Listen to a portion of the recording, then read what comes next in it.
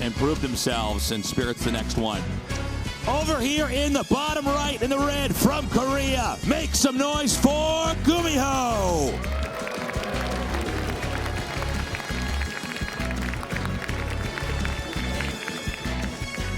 And in the upper left, in the blue from Poland, he is Spirit.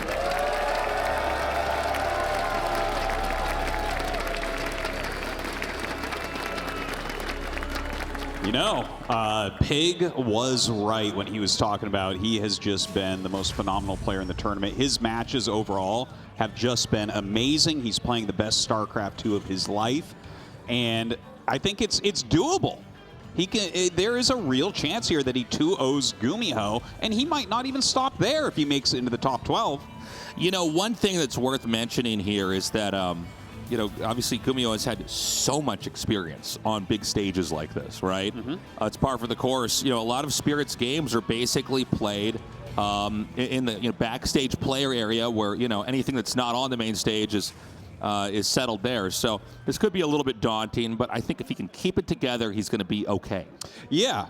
He really does know the matchup. He's very, very strong at Terran versus Terran, even very recently, a couple weeks ago in an Open Cup, beating Hero Marine 3-0, right? So, like, he really knows what he's doing here. He knows every single build order. I think he is pretty confident, but, of course, the amount of pressure is immense. Like, you can't drop a map here. Going into this game, we do have both players teching up with their gases, going into factories. Nobody going for an immediate command center or anything like that. So we're still going to wait and see where there's going to be the major deviation, where each branch of the build order goes in its separate direction. That's right. You know, with those Reapers being made, the factories coming up, they're doing basically the same build, but we might see it change up a little bit. Like, how many Hellions are you going to make? When are you going to stop your Reapers and maybe make a reactor? You know, when do you want to go for your Cyclone, or do you want to go directly to a Siege Tank? Those are the types of things that might change how these builds match up against each other. GuMiho does have a lot of very novel takes on the matchup. There's nobody that quite plays like GuMiho, so it's going to be tough for Spirit coming into this to have, the prep he might need. And GuMiho also another Terran player that's got a real big range of play. Yes, for sure. He does occasionally do just very standard, straightforward styles, and other times he really mixes it up. This is kind of the guy that has used the Cyclone more than any other pro gamer I've ever seen. Sure. And it's very interesting to watch him and how he kind of approaches the game in general. Well, he's always been a very unique player. One of the only random pro gamers ever turned into Terran. But here we go. The first attack comes up. GuMiho jumping on top of Spirit's units. Loses his own Hellion, but does kill a Reaper. Gets rid of the SCV building the command center. So slowing Spirit down. Now, Spirit's not, like, dead from this or anything. He's going to come back down as another unit pops out. Force GuMiho back. But that was pretty nice overall from GuMiho. Yeah, great control here. He's going to continue to come forward here, but he may have overextended. We're going to see these Hellions. One gets knocked down. And this means the Reaper can come up and kill the SCV again. And that's really the big issue here, if you're looking at this from Spirit's perspective, is that this command center is going to finish later, which means every SCV that increments out of that command center is also going to be later. Yeah, and it's kind of cool, right? Like, you see the builds were exactly the same, but he's killed 2 SCVs, so you see that difference in that worker count. And now they are deviating. Spirit is going into Cloaked Banshees, whereas a medevac is being made from GuMiho. So we might see something like trying to drop a little bit into the main base, like any Hellions he has left, possibly even a Cyclone, and some harassment with that. And in fact, there you go. He loads up basically everything he has, which is 2 Marines, a Hellion, and a Cyclone. A very weird-looking drop, but GuMiho looking to keep that pressure on. Yeah, GuMiho staying on brand here. That medevac northbound right now, going across the map. Can we get a shot of Spirit's main here? What does he have to actually defend? It's a pretty naked main. And so, oh, excuse me, I actually didn't see that that Cyclone there. It was camouflaged by the depot. Yeah, he was disguised as a depot, man. Right. He's got the depot skin on that Cyclone. The Cyclone's in a ghillie suit. I didn't see it right away. Well, he drops out his own Cyclone and gets the lock on, a big moment. And oh my gosh, the medevac ends up living, but a lot of Marines coming up. So I think that's about the end of this attack. It was a reasonable idea from GuMiho, but Spirit with plenty of units. Yeah, beautifully done back there. The third command center will go down now for GuMiho. We're still waiting to see, is there going to be a third command center here from Spirit, or is he instead going to go for maybe some kind of two-base pressure? Well, right now, that one Banshee is coming across the map. Cloak all set, going to cloak and fly right in. Now, there is a Raven, so the Raven can detect the Banshee, but you have to bring units over to actually kill it. Banshee turns around, doesn't want any part of that Cyclone. Yeah, we see that Banshee back away now. And the Raven over here from Spirit is going to be heading out. And, you know, this is always a useful time to try to come in here and harass. You know, the Raven is going to eventually fill up on energy. You want to dump that somewhere and try to get some value out of it. He's going to pair this with a Banshee that's also generating pressure over here. And he decides to actually back up and not send the Raven in. He sees there's already another Raven and a bunch of Marines there. He might want to try to look for opportunities elsewhere. Yeah, GuMiho's defense looking very, very strong so far. He's going to come back. All right, yeah, looks like he does want to throw down an auto turret, continuing to try to harass, trying to catch up on those SCVs. You know, he's only down by those initial 2 that he lost, so it's not like a huge deal, but if he can get some counter damage, that's always nice. Yeah, we have stim started here on both sides, as, you know, there's been a lot of caution here with the harasses. It's one of these moments where nobody sent units in and kamikazed them to the point where they kind of paid for themselves, really. Instead, it's been pretty conservative harass, where they come in, and if they're not absolutely sure they're going to do any damage, they get right back out. Well, GuMiho adding on more barracks a little bit more quickly here than Spirit is. Spirit focusing a little bit heavier on those higher tech units, getting siege tanks and Vikings out. So he probably will control the air, but GuMiho going to have a little bit of a map control advantage. He's just going to have a few more units out there. He's starting his upgrades more quickly. So it looks like GuMiho is going to be the aggressor this game. Yeah, GuMiho moving out now. He could get just above where the third base is. Or he might even go into the main. Let's find out. It is, in fact, going to be an attack into the main. We have lots of Vikings over here, as some of the medevacs can't even fully unload. Oh, the Ravens actually get disabled here, so they can't really throw anything down. The siege tanks come out for GuMiho and do start to siege. Lands those Vikings. They do big damage against siege tanks. The SCV is coming out for a surround as well. Beautifully done here by Spirit, completely shutting down the attack from GuMiho. A very inefficient trade, although 10 SCVs were killed, although I don't think that's quite enough, all things considered. That was a lot of the units that basically GuMiho was building up to this entire game. Yeah, that units lost tab is like pretty similar right now, and when you look at the overall counts, there are more siege tanks for Spirit, and that is kind of the key unit in Terran versus Terran. If you have a siege tank advantage, that generally means that you do have a slight advantage in the game. So we see this Banshee is actually still in this game, causing a little bit of mayhem on this side of the map. We're going to switch to first-person view here with Spirit now moving out onto the map. Keep in mind, he did take out, in a very good exchange, most of GuMiho's units, so he may be able to just supplant this third command center. Yeah, it looks like that is where he's headed. Now, we'll see if GuMiho is out of position. He can actually get a very clean siege. It looks like GuMiho realizes what's going on. A single Marine comes down to check. And there's going to be a counterattack. I really like this idea here from GuMiho, but does that mean the defenses over here at his own base are going to be too shallow? Well, his third base definitely going to have to lift off. It looks like it is going to be killed as well. Spirit losing a very important command center, but he forces back GuMiho's. The problem is he did not kill GuMiho's. But with these units, with this huge amount of siege tanks, with the fact that he has a Liberator, maybe he can continue to push. Yeah, he's going to be able to kill all these SCVs up here, but I think there's so many tanks here for Spirit. I just wonder, between the Liberator and the tanks, can't he just leapfrog up into the natural expansion? Very likely, but I think you're going to see GuMiho popping out as many Vikings as he can. If he gets a Viking advantage, then he can stop this type of move. But look at that, the Liberator going up over the barracks, trying to get those Marines as they pop out. Oh, a Cyclone comes out and does get disabled. One of the barracks going down, and now GuMiho's going to try to break out. Okay, we're going to see him hit from both sides here, and it looks like Spirit is just getting slammed. Oh no, he's losing every single tank. That push is over for Spirit. And at the end of all this damage they've dealt to each other, it certainly feels to me like GuMiho has an advantage. So we're going to see the action seesaw back over here with GuMiho moving out. Remember that we had not just one command center killed, but the second one that was being built up at around 12 o'clock, that was also denied. GuMiho can just chuck his command center that he saved right back down onto the ground. That's right. GuMiho is ahead in so many different metrics right now. It's going to be tough for Spirit for the next few minutes. Well, Spirit does have his own plans here to try to come back. He's making a couple Liberators, which certainly can be helpful. The Vikings stopping that drop from coming. Actually, they get a medevac, which is really nice. Those siege tanks not really finding any damage here as the finished command center does lift off. Okay, he's going to come back down. And I don't think that there's any real spot that Spirit can be attacked into, but that's kind of what happens if you're this far along in a game and you've been knocked down to 2 bases. Like, it's pretty hard to find any opening there. So I think wisely so, GuMiho decides to back up and wait it out. Looks like he has just a spotter marine here. A couple siege tanks a little bit further back as well. A scan goes down from Spirit to just check what that containment really looks like. Now, the double Liberator coming in, there is a single missile turret here, so not sure if he's going to fly into that or already queued around. This could be some solid damage, but it looks like GuMiho already sees it. Yeah, he's going to come up here into the main. The SCVs are already getting evacuated. This is about all Spirit can do, you know, with the way this game has gone up here.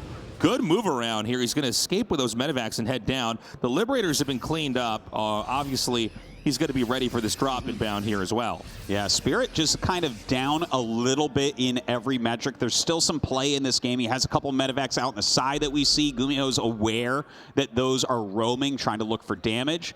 GuMiho also going to get 2-2 a little bit faster than Spirit here. So there's going to be a period of about a minute where Spirit just doesn't want to engage Marine against Marine. Okay, these Marines are going to be coming back up. And nice engagement here. GuMiho losing a lot of tanks. Caught off guard there.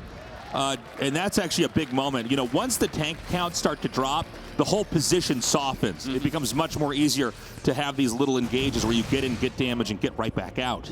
Yeah, man. You saw the look on GuMiho's face there. He was all pog champing it up when those siege tanks got peeled away. And now Spirit, like, he's closing in on that supply. He does have his third command center coming down again. And here we go. A big attack from GuMiho. Sieges up some tanks, but Spirit has more and forces him back once again. He gets another tank over here, keeping all 4 of his alive. Now, again, Spirit is on 3 bases. GuMiho's on 4. GuMiho has mined more money. But it does seem like he's recently lost more of his stuff overall. Is there a position where he could try to come in here and do some damage? Ooh, that one siege tank placed beautifully from GuMiho. GuMiho taking the high ground here. The tanks siege up. He's trying to gain vision with them, but it looks like Spirit's going to lose a lot of units with this attempt. Yeah, nicely done here. I think it was a bit of an overextension there from Spirit, and certainly a bad position to go into. We had that tank just south of where Spirit tried to set up that was shelling that entire time. And, you know, this has really, at times, been a game of overextensions on both sides. Yeah, they both are really trying to kill each other here. You know, with this much pressure, it kind of makes sense. Now, these SCVs come out to fight. That is very painful for Spirit, but he knows his army is small. He's got to win this battle. So he loses 20 SCVs, but actually ends up forcing this back. Liberator going to come in here once more and try to cause a little bit of a headache back in the base. It looks like this Viking's going to make quick work of that. Second one coming in here as well. It's going to set up over in the natural. Wow. We need to see Spirit take another command center. GuMiho is making 2 more command centers as we speak, Artosis. Yeah, he's really starting to explode that economy, so Spirit needs to try to punish this. Can he get into these sides, maybe force some cancels, maybe kill some SCVs? Because he's down 30 workers right now, but the armies are really similar, so Spirit still can make very strong moves.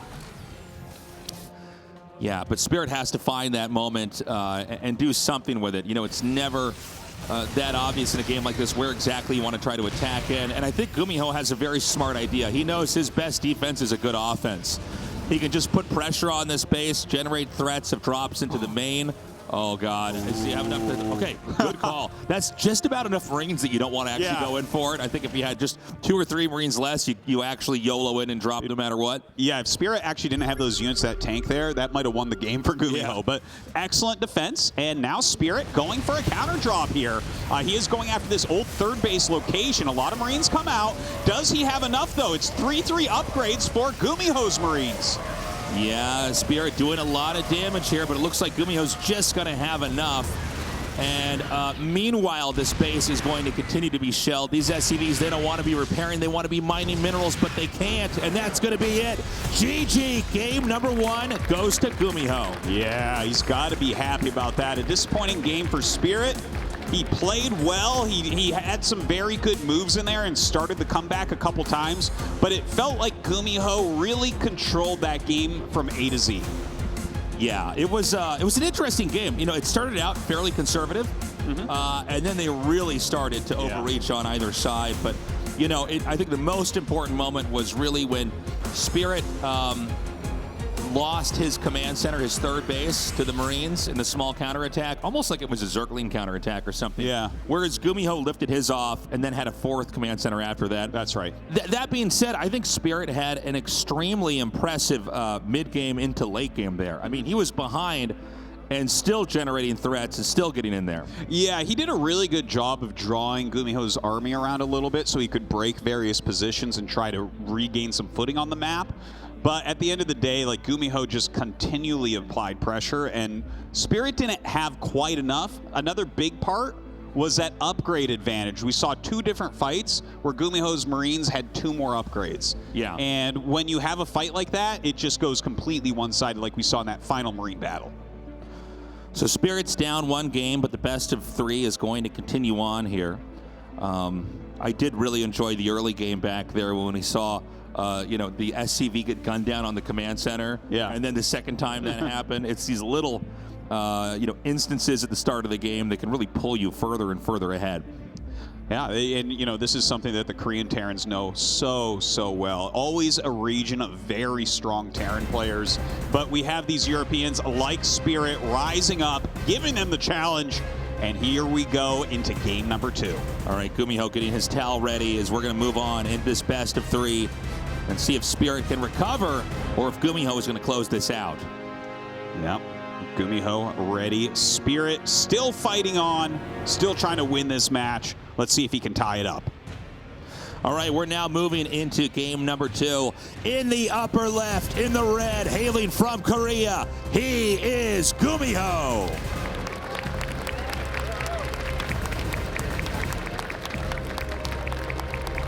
His opponent down in the bottom right. The audience's favorite from Poland, he is Spirit.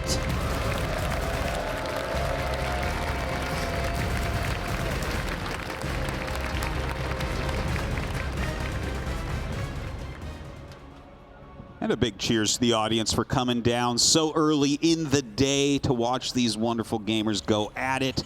And it's going to be an exciting one. GuMiho with the double proxy barracks coming. Yeah, he's going to go for a very different game this time around.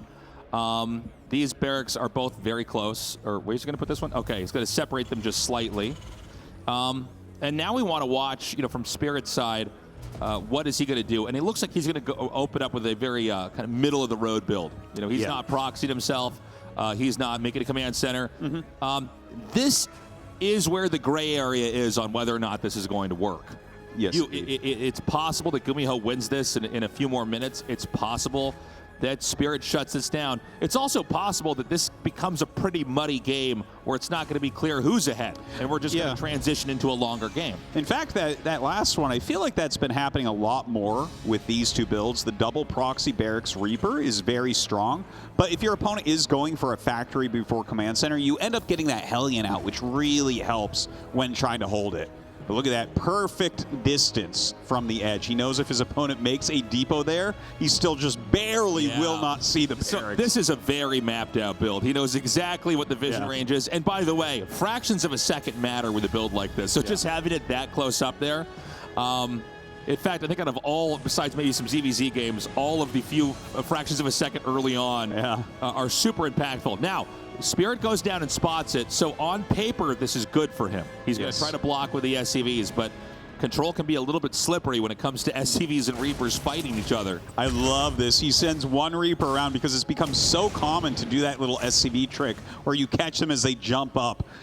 So he uses that Reaper in a different way, goes around, kills one SCV, slowing the factory just slightly, waiting for a little bit more Reaper production before he goes up. Yeah, this is GuMiho. Little bit of a mind game here. He's going to come up. Remember that factory was delayed by just a few seconds, which actually matters so much in a moment like this. He guns down one SCV. He's going to go for the dive onto the Reapers. As the fourth one comes up, he gets in. He takes it out. No!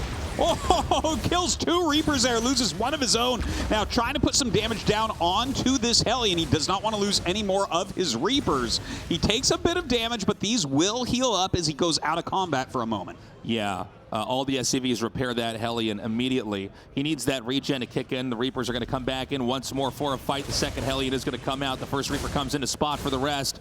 They move in. Ooh, very nice micro here from Spirit so far. Not taking too much damage on his Hellions. He does pick off a Reaper, and now a Marauder comes out. Marauders actually do pretty well here against Reapers. So puts a lot of damage out, but great micro from GuMiho. It just seems like just barely something's coming out to keep Spirit alive in this game. That other Reaper goes down. The SCVs with the repair. That one Reaper cannot continue to engage. And 2 shouldn't work either. I guess you could bounce the SCVs off, though. Yeah. I kind of forget about that when it comes to the repairs. It's always surprising just how good Reapers can do against Hellions, I have to tell you.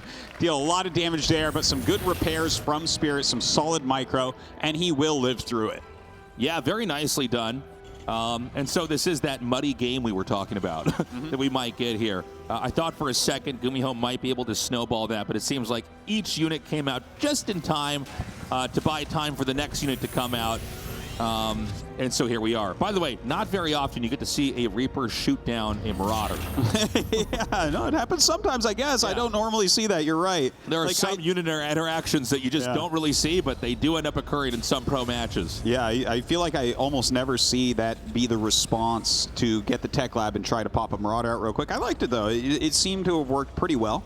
And now we're moving forward, and this is very interesting, right? They're pretty close to each other within 2 SCVs. They're both getting their command centers up, but we actually have magfield accelerators for the Cyclones coming up for GuMiho. So there's a possibility that he goes into mech play here. Yeah, I think that's literally what he's doing. I was actually scratching my head when I saw the second barracks come in there. Normally, after the rush is done, you send one barracks back home for production, and then the other one comes in and surveys what's happening so you don't just get hard countered. But he sent both in. So it makes sense to then go from mech with that. The one thing I worry about is, did he just give away his build order by flying both barracks in there? Is that not too obvious that then it is going to be Cyclone play? Yeah, that's a good point. Maybe that is, because you do normally want to get those home, or at least one of them, as you said. Now, he shows multiple Cyclones, which isn't that weird for early game, and trying to get these lock-ons. Oh my god, is he going to get that Raven? He does! That's a big kill. Yeah, that's kind of crazy. Now, with the Cyclones and the Medivacs here working in tandem, I mean, there's a lot of great micro tricks you could pull off. And especially with that first Raven being killed off, you don't have to disable. And so he's going to just start putting pressure here into the main. Yeah, look at this. He's going to go ahead, hit some of these lock-ons, pick off some SCVs, and he can escape pretty darn well here. What are we going to see as a lock-on here for Spirit? Oh, no! He gets nabbed so quickly there by the lock-ons. Okay, we've got the Raven just outside of the main here. Surely that's going to come in, and there's going to be an auto turret thrown down there to try to get some kills. Not a bad idea. Also not the most impactful thing in the game. There is some action going on down here. It looks like he's just in a position where he can kind of chip away at that refinery because the tank is actually on the other side of the command center. And looks like he's trying to harass with those just lightly. The 2 in the medevac come back in and drop right next to a sieged tank. Doesn't look like he's going to get too much damage, but continuing to try at least. This is the most Cyclone harassment I've ever seen. Yeah. He's actually going to go on top of that tank. Kind of a funny moment, and then try to back away. This is actually so good. Oh my gosh, I can't believe he killed that. For a picks second, it up too. I thought the tank was going to go in the refinery, Artosis. It wanted to, believe me. Yeah. It's like, I will collect gas, please don't kill me. Yeah, it kind of goes to show you what you can actually do with a Cyclone. You know, GuMiho, I mean, if you could think of one unit that represented GuMiho, it really would be the Cyclone. He had so many great games in the past, and clearly now in the present using this unit. Still some counter harassment going on from Spirit. So he's keeping that SCV count very, very similar. The army supply as well is pretty similar here. It is a mech build from GuMiho. He's making just mechanical units, tanks, Hellions, Cyclones, all that. Whereas it's going to be Marine Marauder for the most part coming out of Spirit. Oh, who's going to block it first? I think the barracks gets down. Oh, so annoying. Yeah, good play there by GuMiho. That was actually pretty sick. He's going to have to get something over there to hit that barracks. That's actually a lot of lost mining time. The third base is very important in TVT to help you pick up on your development. He's not producing SCVs out of it as well. Yeah. It is certainly very, very annoying. He even brings his army down to try to be even more annoying, and now he's going to deny this third. This is so good. Yeah. Oh, overextension there. Well, I think at this point, like, Spirit will probably just fly this to another third base. There's always a couple of choices you can make. He wanted this, the third that's being blocked, but he can take the other one. Okay, so he's going to come in here now with these tanks. He could juggle that one right out. And he's actually going to drop the tank onto the other tank. A lot of splash damage coming down here. Yeah, Spirit flanking from that low ground as well. I feel like GuMiho is getting maybe a little bit too fancy. Yeah, I think he's trying to do too much with too little here. By the way, this Liberator is killing all the SCVs in this picture box down in the bottom right. Ooh, that's 8 SCV kills. Very nice. Okay, these tanks are still here, but I feel like it's actually... Okay, he needs to make sure that doesn't actually get in range of anything. He needs to get that out. It's, you know, always important to know when to attack, but you also need to know when you need to retreat and not lose too much. Well, these Liberators getting a little bit of damage done. It's a 10-worker lead for Spirit right now, so he's done well on the worker harassment, but I'm a little bit nervous about his army size. GuMiho definitely is outpacing him with mech, which is not what you want to see. So another attack's going to come down here from GuMiho. He's regrouped. He's got a lot more tanks, and it looks like he may be trying to target the bottom base here at 6 o'clock. That looks like some nice micro there, picking up the 2 injured siege tanks, continuing to move forward. His Vikings going to gun everything down. GG! And GuMiho going to take down Spirit 2-0.